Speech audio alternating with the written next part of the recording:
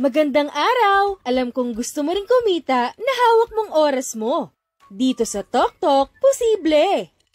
Simple lang maging TokTok rider. Tuturuan kita kung paano. Mag-register online sa www.toktok.ph at i-click ang Become a TokTok Rider. Sagutan ang mga kinakailangang detalye. Importanteng tama ang lahat ng detalye na ilalagay mo. Lalo na ang iyong mobile number dahil ito rin ang gagamitin mo sa iyong TokTok Rider app. Huwag kakalimutang i-upload ang iyong driver's license at ORCR at ilagay ang verification code. I-check kung tama ang lahat ng detalyeng nilagay mo at i-click ang submit.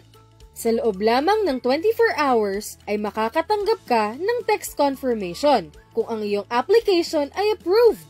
At kapag approved ka na, maaari mo nang i-download ang TokTok Rider app sa Google Play at simulan mo nang kumita kasama ang TokTok.